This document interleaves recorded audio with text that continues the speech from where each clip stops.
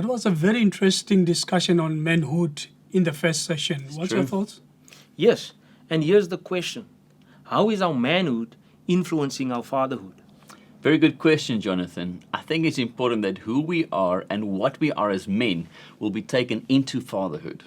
Absolutely, because we cannot expect to be different or good fathers if we don't know manhood first. And the Bible gives us very clear aspects of fatherhood that we need to explore. So let's listen to our facilitators as they unpack the different aspects of fatherhood.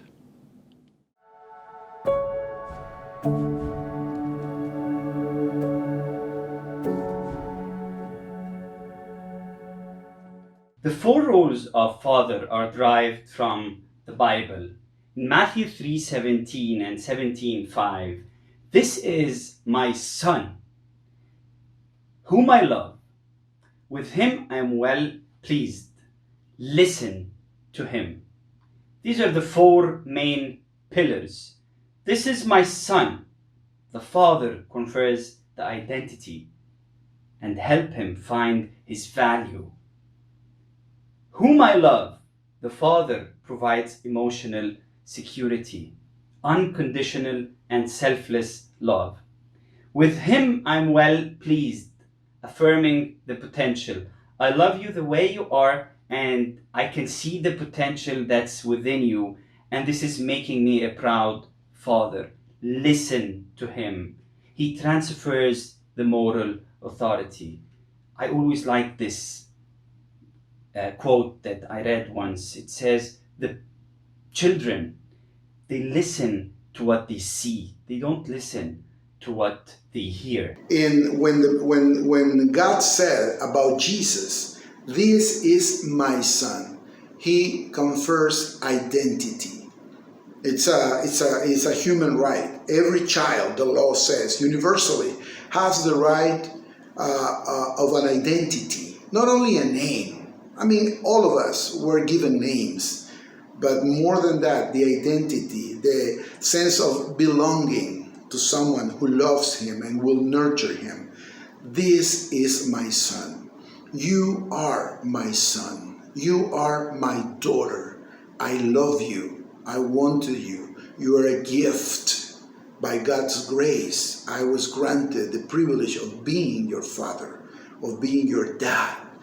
And every son, every daughter needs to hear that, and they have the right to hear those words. You are my daughter, my beloved daughter, whom I love. I have a daughter whose name is Amy, and I found out with my wife that Amy means you're my beloved one. Then our God says about Jesus, whom I love.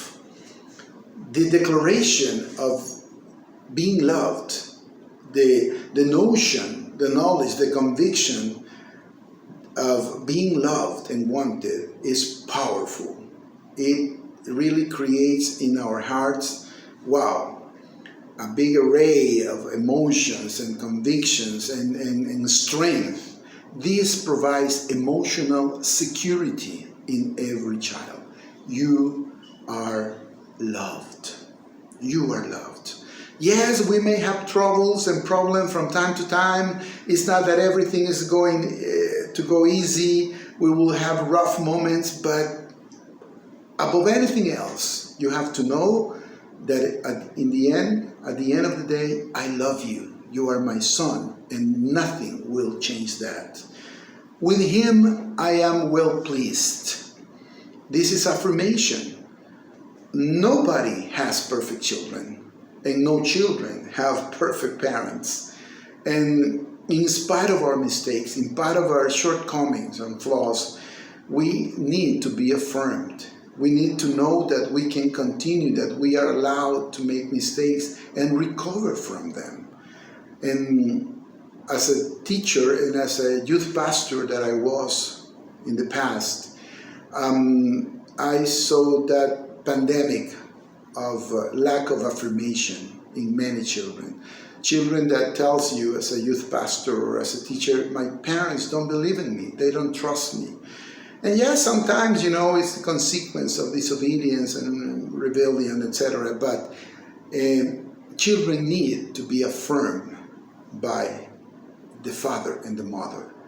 And finally, God says, listen to him. He transfers moral authority. He says, I will teach my son, and my son will have authority as well. He will inherit from his dad that authority. I trust my son. I gave my son a mission. I've trained my son. I remember when David was in the job interview to kill the giant, Saul, after David had killed Goliath, and David was coming with the head of the giant in his hand, until that moment, Saul asks David, son, whose son are you? It was a big question, because it's like, who's your father? Who trained you this way to do such a great thing? Man, you must have a wonderful dad. And David answered and confirmed Saul's thoughts, and he said, I am the son of Jesse, servant of yours, Jesse of Bethlehem. And it's beautiful. It's beautiful if our children are asked, who is your father? Whose son are you? And proudly they could answer that question, because they have fulfilled God's purpose. And that's the reason why his father trained him. And by transferring moral authority, God the Father was affirming our Lord Jesus Christ. So, the 4 responsibilities of fathers. Number 1, a father establishes authority. A father confers identity. A father provides security. And a father affirms potential. This is wonderful. We have to learn, we have to sharpen our abilities as parents to do this. Authority, identity, so much needed these days, security, and affirming the potential that you are going to conquer. You're going to do it. You're going to overcome your obstacles. You have to be humble, keep focusing on God, and He will fulfill His purpose in your life. What a privilege and what a big responsibility we have. The Lord will help us to do it.